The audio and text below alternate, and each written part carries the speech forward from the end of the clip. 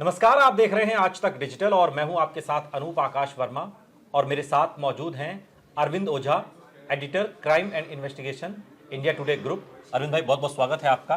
Thank you. Elvish Yadav को arrest कर लिया गया है और पिछले दिनों का एक वीडियो आपने देखा होगा मारपीट का, लेकिन उससे पहले आप चलिए, जब सांप और सांपों के जहर की बात, मेनका गांधी की जो संस्था है वो उसका अपना एक रिसर्च कहिए, इन्वेस्टिगेशन कहिए, जिसके बाद ये पूरा मामला सामने आया। एल्विश यादव डंके की चोट पर यह कहता रहा कि सब कुछ निराधार है, अगर मेरी 1% भी कहीं से कोई मेरी मौजूदगी है और मैं तो खुद पुलिस के सामने आने के लिए तैयार हूं। पुलिस भी लगातार फिर चीजों को देखती रही, चूंकि एल्विश यादव सोशल मीडिया पर एक बड़ा नाम, बिग बॉस OTT जीत कर आया, कुछ कई युवा भी उसके साथ, तो सीधे तौर पर हाथ डालने से पुलिस बचती हुई नजर आई प्रथम दृष्टया। अब जो एक्शन हुआ है, किन किन धाराओं में चीजें हैं, ये जरा विस्तार से आप बताइए। और इस मामले के बाद अब 14 दिन की न्यायिक हिरासत के बाद अब हम ये भी कहें ना डंके की चोट पर कि हाँ, एल्विश यादव का सांपों के जहर और सांपों के इस्तेमाल में जो भी सारा मामला था उसमें भूमिका थी, इस बात से इनकार नहीं किया। हाँ बिल्कुल, कम से कम भूमिका थी और ये बात नोएडा पुलिस दावा कर रही है। हाँ। अब देखिए, पहले भी हमने इस सब्जेक्ट पर चर्चा की थी, इस केस पर। नवंबर का मामला है, नवंबर 2023 का, जो मेनका गांधी की NGO थी, उसने बाकायदा कंप्लेंट दी थी, कुछ डिजिटल एविडेंस भी दिए थे और FIR दर्ज कराई थी। FIR में एल्विश यादव का नाम था। 5 लोगों को गिरफ्तार किया, राहुल यादव समेत कुछ पकड़े भी गए, सपेरे। 5 लोग गिरफ्तार किए गए थे। 20 ml सांप का जो जहर है वो रिकवर किया गया था। 9 जो प्रतिबंधित सांप थे, जिसमें अजगर, 2 मुंहे सांप, कोबरा, ये सब रिकवरी हुई थी। ठीक है। एल्विश यादव को नोटिस दिया था नोएडा पुलिस ने, पूछताछ के लिए कई बार बुलाया था। नोएडा पुलिस से पूछताछ में उसने अपनी सफाई दी थी। सोशल मीडिया पर उसने अपना एक वीडियो भी जारी किया था, खुद को निर्दोष बताया था। इन्वेस्टिगेशन चल रही थी, लेकिन जो पुलिस है उसके लिए सबसे जरूरी है कि जो रिकवर हुआ था 20 ml सांप का जहर जो उसको साइंटिफिक ये प्रूफ करना कि ये जहर है।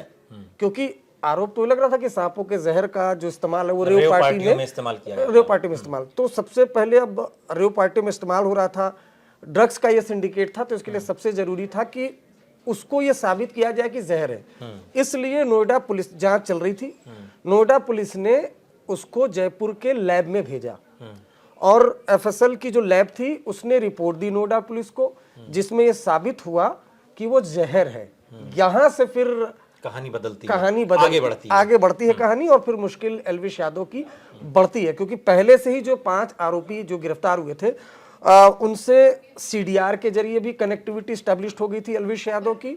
और जो आरोपी थे उन्होंने नोएडा पुलिस के सामने बयान दिया था कि वो एल्विश यादव के कई फार्म हाउस पे, जो दिल्ली का जो फार्म हाउस है वहां पर ये सांप का जहर एल्विश यादव ने मंगवाया था, तो वो लेकर जा चुके थे।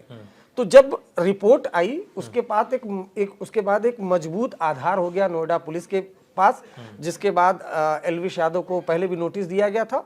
कल जब नोएडा पुलिस को जो जानकारी मिली, जो एक्सक्लूसिव हम जानकारी दे रहे हैं कि नोएडा के एक फार्म हाउस पर एल्विश यादव था, वहां पर ACP नोएडा वो पहुंचे, वो देखकर चौंक भी गया। उसके बाद एल्विश को बोला गया कि आप चलिए।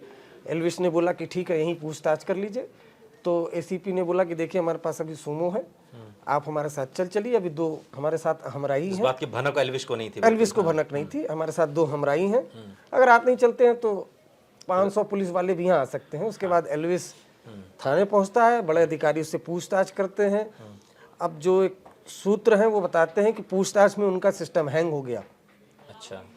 वो कभी ना कभी हाँ, थोड़े नर्वस हुए। उसके बाद फिर नोएडा पुलिस ने उनको बता दिया कि हम आपको गिरफ्तार कर रहे हैं तुरंत। अच्छा, गिरफ्तारी की पूरी बात सीक्रेट रखी गई, क्योंकि फैन फॉलोइंग भी है, किसी तरह का हो हंगामा ना हो, इस वजह से उनको गिरफ्तार किया गया।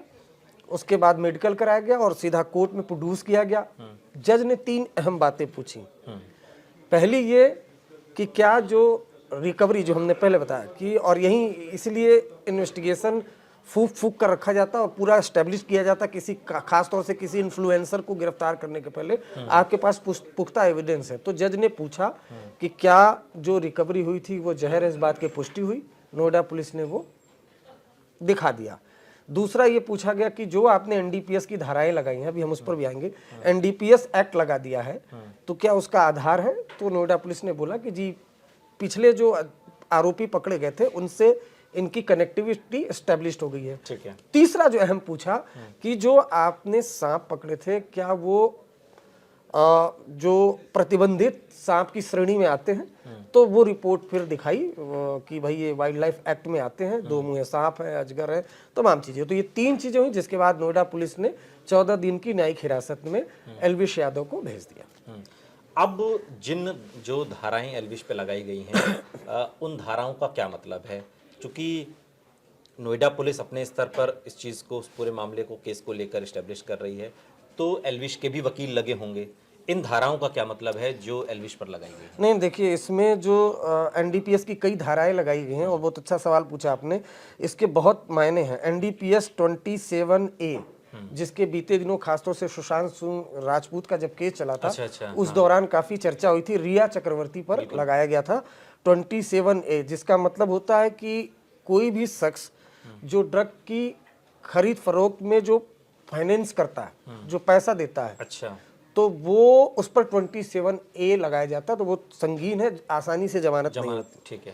27। उसके अलावा सेक्शन लगाया गया एनडीपीएस का 8/20, जिसके मुताबिक कोई व्यक्ति जिसके पास गांजा या गांजा जैसा कोई चीज मिलना पाया जाए या फिर वो इस्तेमाल करता हो, वो लगाया गया। उसके अलावा 27 एनडीपीएस लगाया गया एक्ट, इसके मुताबिक कोई भी व्यक्ति जो नारकोटिक ड्रग का इस्तेमाल करता हो। उसके अलावा जो एनडीपीएस 30 लगाया गया, जो कंजप्शन के लिए या उसके लिए प्लानिंग के तहत वो फाइनेंस करता हो। तो ये बहुत संगीन धाराएं हैं, जिसमें इनमें जमानत का क्या है? नहीं, इसमें देखिए मतलब अभी तक जो क्योंकि उसके वकील भी लगे होंगे। हाँ, जाहिर सी बात है, लेकिन उसके जो पास्ट केसेस हमने देखे हैं, इसमें इजीली जो बेल है वो नहीं मिलती नहीं है, क्योंकि वैसे भी जो ड्रग का केस है, नारकोटिक का केस है, उसको बहुत गंभीरता से चाहे अदालतें चाहे एजेंसीज वो लेती हैं। उसमें भी सिर्फ यहाँ कंजम्पशन की बात नहीं है कि कोई व्यक्ति कंज्यूम कर रहा है, तो अमूमन तो वो विक्टिम ही होता है, उसको रिहैबिलिटेशन सेंटर भेज देते हैं पुलिस, कई बार कई मामलों में एजेंसी भेज देती है कि भाई ये तो खुद ही विक्टिम है, चलो इसको रिहैबिलिटेशन सेंटर भेजते हैं, इसको पुनर्वास करते हैं। इसमें तो अरेंज कराने जैसी स्थिति भी है ना, बस इस पार्टी में आप उसको। हाँ, इसमें ये है कि जो नोएडा पुलिस दावा कर रही है, हम ये पहले क्लियर कर दें, जो पुलिस का दावा है कि भाई उसने कबूल किया है कि भाई सांप और सांप का जहर मैं मंगवाता था पार्टीज में।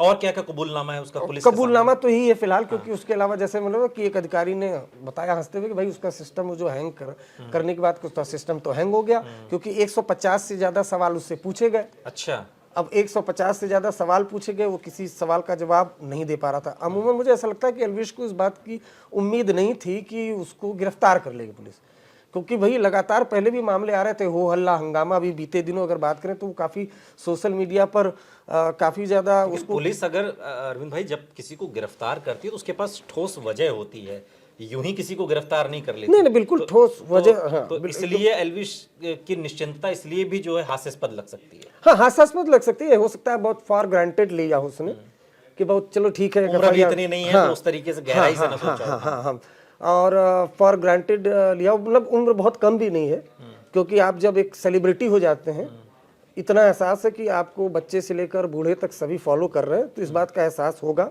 और चूंकि जब पहली बार पेशी में आया था, मुझे अच्छे से याद है, तो अपने वकील कानूनी सलाहकार लेकर आया था। अच्छा। लेकिन चूंकि पुलिस इतनी बारीकी से जांच कर रही है, इतनी साइंटिफिक तरीके से टेक्निकली जांच कर रही है, ये उसको पता नहीं था। और फिर उसके बाद जब उल्टी गिनती वहीं से शुरू हो गई, जब जो लैब रिपोर्ट आई जिसमें ये एस्टेब्लिश्ड हो गया कि भाई पहले तो रिकवरी हुई, वो बताया, दावा किया गया कि जहर है, लेकिन जहर की जो एस्टेब्लिश्ड हुआ लैब रिपोर्ट में, उसके बाद से फिर हम लोगों को समझ में आ गया कि इसमें कोई आगे एक्शन होगा, क्योंकि एफआईआर में नामजद है एल्विश यादव नंबर 1। हाँ, बिल्कुल। नंबर 2 की जो आपने बोला कि मेनका गांधी की जो एनजीओ है, उन लोगों ने 2 महीने तक स्टिंग ऑपरेशन किया था, तमाम एविडेंस कलेक्ट किए थे, बातचीत की थी। उसमें जो एक राहुल नाथ नाम का जो आपने शुरुआत उससे बातचीत का ऑडियो, स्टिंग ऑपरेशन, ये सारी चीजें दी थी, लेकिन ये सफिशिएंट नहीं है, क्योंकि वो तो उनका प्राइवेट इन्वेस्टिगेशन है, पुलिस अपना इन्वेस्टिगेशन करेगी। तो जो लोकेशन बताई गई थी या फिर जो सीडीआर थी पार्टी की, दिल्ली के जो तमाम फार्म हाउस थे वहां पर पुलिस गई, तो इसमें प्रॉपर ग्राउंड वर्क हुआ। एक तरफ लैब भेज दिया गया था पुष्टि होने के लिए, दूसरी तरफ प्रॉपर ग्राउंड वर्क चल रहा था। तो वो ग्राउंड वर्क, सीडीआर से कनेक्टिविटी ये एस्टेब्लिश करना कि जो 5 आरोपी गिरफ्तार हैं उससे एल्विश की कनेक्टिविटी बनती है कि नहीं बनती है। तो ये तमाम चीजें, नोएडा पुलिस का ऐसा दावा है कि ये तमाम चीजें जब एस्टेब्लिश्ड हुई उसके बाद एल्विश यादव को कई बार नोटिस दिया गया और उसके बाद फाइनली गिरफ्तार कर लिया गया। अब ये जो 14 दिन की न्यायिक हिरासत है, इन 14 दिनों में आप इस केस की क्या रफ्तार देख रहे हैं और 14 दिन बाद हम क्या उम्मीद लगाएं? नहीं देखिए, अब इसमें क्या है कि आज मैंने पूछा भी पुलिस अधिकारियों से कि देखिए आपने इतने सेक्शन लगाए हैं, 120 भी लगाया है, आपराधिक षड्यंत्र, वाइल्ड लाइफ एक्ट, वो पुलिस या वो एक अलग हो गया, एनडीपीएस में इतनी धाराएं जोड़ दी हैं, तो भाई अब रिमांड पर लेंगे क्या? तो अमूमन जब इस तरह से होता है तो रिमांड पर लेती है पुलिस, एक बार 2 बार रिकवरी या और एविडेंस कलेक्ट करने के लिए। तो अभी तक तो ये क्लियरिटी नहीं है, तो नोएडा पुलिस का कहना है कि उनके पास 14 दिन है। उन 14 दिनों में कभी भी अगर कुछ ऐसा मिलता है तो वो बिल्कुल एल्विश को रिमांड पर लेंगे, उससे दोबारा पूछताछ करेंगे। अब अगर रिमांड पर नहीं लेती है तो वो जो एल्विश के वकील हैं, जो कानूनी सलाहकार हैं, वो अपना तय करेंगे कि कैसे बेल एप्लीकेशन लगानी है, कैसे नहीं लगानी है। अच्छा, कई बार ऐसा भी होता है कि आपने सुना भी होगा कि जब किसी व्यक्ति पर इस तरह की एफआईआर दर्ज हो जाती है तो वो एंटीसिपेटरी बेल भी लेता है, अपने आप को महफूज करने के लिए। लेकिन यहाँ पर ऐसा लगता है कि एल्विश या जो भी लोग हैं वो बहुत ओवर कॉन्फिडेंट हो गए थे कि चलिए वो कॉन्फिडेंस तो डे वन से ही दिखाई दे रहा है ना। हाँ, कॉन्फिडेंट थे, ओवर कॉन्फिडेंट नहीं होना चाहिए, क्योंकि भाई ठीक है आप निर्दोष सही, आरोप सही, लेकिन जब आप पे एक एफआईआर दर्ज हो गई तो एहतियात के तौर पर लोग ऐसा बचाव रखते हैं अपनी तरफ से कि एंटीसिपेटरी बेल जाकर ले लेते हैं तमाम चीजें। तो उनकी तरफ से ऐसा कुछ नहीं हुआ। अच्छा लगा भी कि जो नवंबर 2023 का ये मामला है, अब तक कुछ ना हुआ तो कुछ होगा नहीं, जबकि ये नहीं मालूम है कि पोस्टमार्टम रिपोर्ट आने में भी 2 हफ्ते 3 हफ्ते डिटेल रिपोर्ट आ जाने में लगते हैं। तो एक अरविंद भाई आखिरी सवाल कि एल्विश यादव का नाम जुड़ा और ये केस इतना बड़ा मतलब लाइमलाइट में आ गया, क्या इसके तार कई और भी हाई प्रोफाइल लोगों से जुड़े हो सकते हैं? क्योंकि रेव पार्टी में तो हाई प्रोफाइल लोग ऐसा माना जाता होते हैं, तो सिर्फ एल्विश यादव तक ही ये जहर सीमित है या इसके अलावा भी पुलिस जांच कर रही है कि और भी क्या कुछ इसमें? नहीं, ये जहर तो देखिए हर जगह फैला हुआ है, पूरे देश में फैला हुआ है। और आजकल जो फैशन है, खासतौर से युवाओं में फैशन है, वो स्नैक बाइट लेना और ये सारी चीज़ें लेना, ये नया कुछ तो है नहीं। अब जाहिर सी बात है, नया नया इन्फ्लुएंसर है, यंग लड़के और छोटे से बड़े।